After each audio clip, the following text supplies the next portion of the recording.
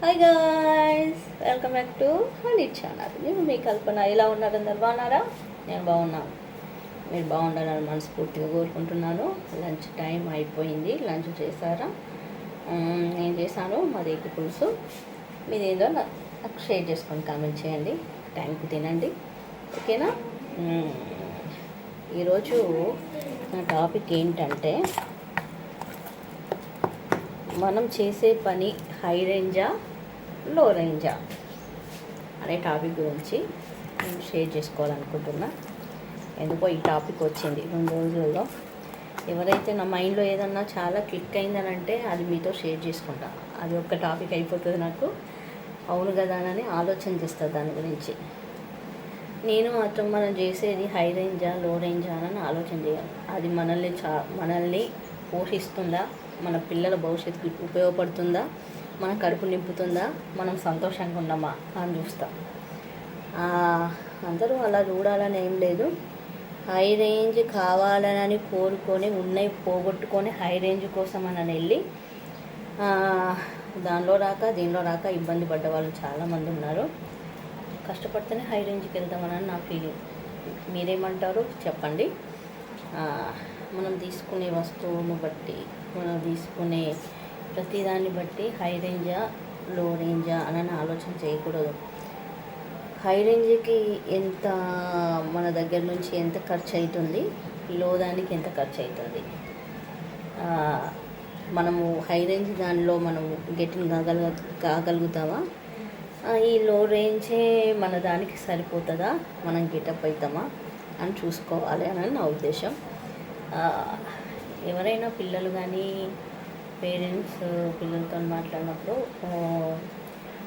నేను ఒక మాట చెప్తే, లేదు మీ చిచ్చి అది పంపుతూ నేను ఏమంటానంటే, ఎవరో దగ్గరికి పోయి బ్రతికి ఆ శాలరీస్ దాకా చూసి ఆ శాలరీ వచ్చిన తర్వాత దేనికి పొదుపు చేసుకోవాలి, దీనికని రాసుకొని బ్రతికేదానికంటే మన ఓన్ పని మనకుండి, ఓన్ ఆటో కావచ్చు, ఇంకేమైనా కూరగాయల బిజినెస్ కావచ్చు, ఇంకేదైనా కావచ్చు, మనం పైసా ఇంకోళ్ళ దగ్గర చాపకుండా మనకు వచ్చేది ఏ పని అయినా కూడా అది మనం అదృష్టవంతులమే అని చెప్పొచ్చు.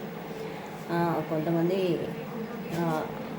టైంకు వెళ్తారు, నెల రోజులు చాలా కష్టపడతారు, కానీ శాలరీ చూసేసరికి అది ఒక నెల పడదు. మళ్ళీ కష్టపడాలి, కష్టపడి కూడా వాళ్ళని సార్ శాలరీ అని అడగాలి కదా.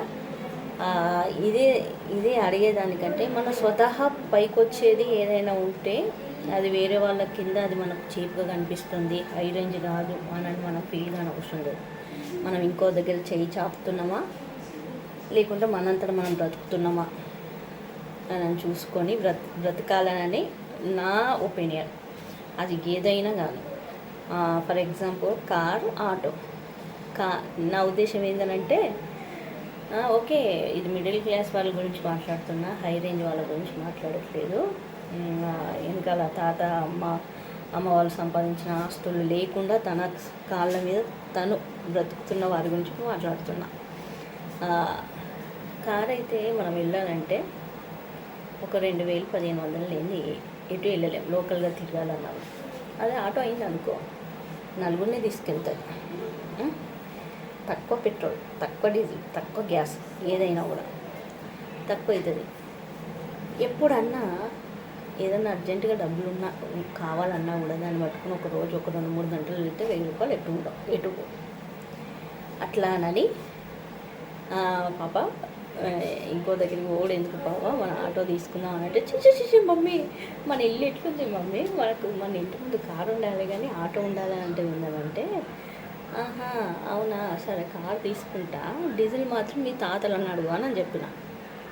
అడుగునంటే వాళ్ళు ఎందుకు ఇస్తారు మమ్మీ అని అంటే, మరి మనకి ఎక్కడి నుంచి వస్తాయి 2,000 ఒక 1 వీక్ బయటికి వెళ్ళి రావాలంటే 2,000 వేసుకోవాలి. అదే ఆటో అయితే ఒక 200లో, ఆ 200లో మనం మొత్తం తిరుగుతాం, ఇంకా మన బ్రతుకు తిరుగు కూడా అది మనకి అడ్జస్తుంది కదా అని మాట్లాడినప్పుడు, అవును కదా మమ్మీ అని పిల్లలు ఒప్పుకున్నారు.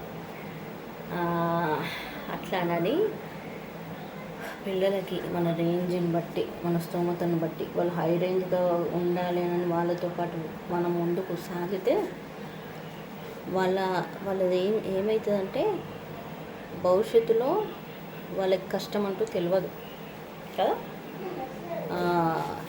మా పిల్లలు హై రేంజ్ ఉండాలి, ఇది చేయొద్దు అని అప్పులు చేస్తే వాళ్ళ కుప్పలు జమ చేసుడు పక్కన పెట్టి అప్పులతో పాటు ఇంకా చక్రవడ్డీలను కూడా వాళ్ళ తల మీద పెట్టాల్సి వస్తుంది. అందుకే మన పిల్లలకు హై రేంజ్ నేర్పకుండా మనం ఏ విధంగా బ్రతుకుతున్నాం, మనకు ఏదైతే గెటిన్ అవుతాం, మన ఫ్యూచర్ ఏదైతే ముందుకు సాగుద్ది అప్పు లేకుండా హాయిగా అనేది పిల్లలకు నేర్పించుకుంటూ ముందుకు సాగాలని నా ఆలోచన. ఓకే, నా ఆలోచన మీకు నచ్చినట్లయితే like and share and subscribe మీ. Bye bye everyone.